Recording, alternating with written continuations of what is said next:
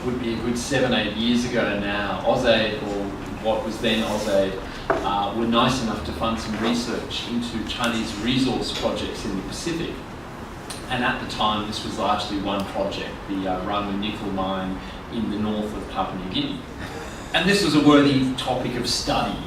It's the largest single Chinese investment in the Pacific. Whereas when I would talk to ordinary people around Madang about the mining project, they weren't very invested in it. It didn't really bother them too much, and it had a pretty limited impact on their daily lives.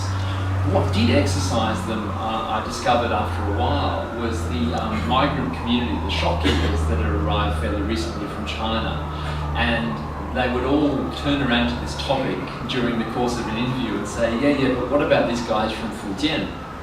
Now, they weren't my research focus at the time, and I got curious and thought, well, you know, I'll use a little bit of this money left over sneakily to look at this other type of investment and migration. I think of migration in a way as progress. The idea being that migration is what people do. They do it by choice, and they do it to better their lives. So this may be from a traditional rural area to what we see as kind of a modern urban area. So this is the classic trope, that it's this linear process. But in the case I'm going to talk about today, it's far from a straightforward linear process. It involves people coming from an area, from a more developed country to a less developed country, from an urban-ish setting to often very remote rural settings, and there's nothing linear or certain about it, nor is there necessarily a decision. We all assume that there's a decision to migrate. In the case of these people from Fujian, they're often impelled to migrate by the culture that they live in. So Fujian itself is kind of remarkable in migration terms. Fujian makes up less than 3% of the Chinese population, but it makes up nearly 30% of the Chinese diaspora throughout the world.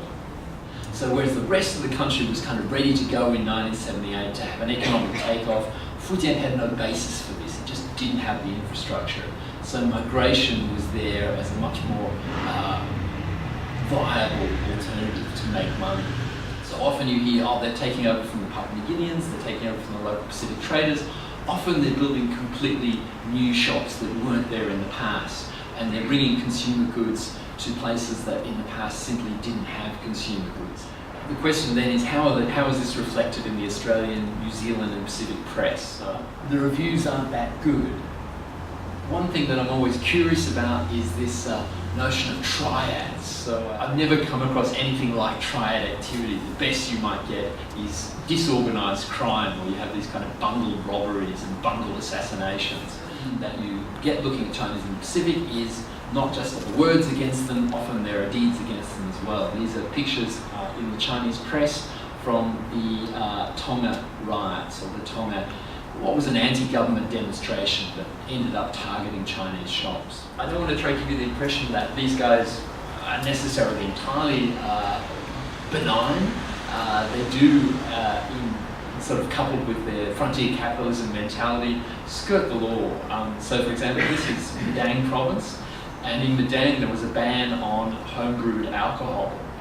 But if you look closely at this picture, big one like that, up there in the top left, there is plenty of homebrew for sale for the locals. So no matter how the local provincial government tried to crack down on these shopkeepers, they knew what the customer wanted. They knew it was against the law, but they would always keep the customer happy. How long can this model continue? Like, will this be perpetually the case? When you talk to the migrants, they're very keen for it not to go down to the next generation.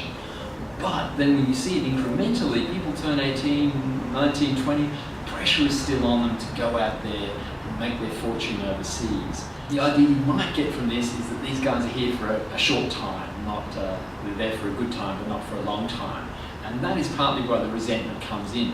But a handful of migrants are choosing to stay, are marrying into local society and learning to speak top business. They're attracted by many things in the Pacific, partly the environment, partly the slightly, what they see as a relaxed, easygoing lifestyle compared to urban China, but they really worry me because they're middle class without being cosmopolitan, if you like. They're not very worldly wise. They practice yoga, they do meditation, but they really don't have deep local connections. And I think if a riot happens, this new stratum of arrived middle class Chinese, unlike this guy who's got plenty of street smarts, they won't really know what to do.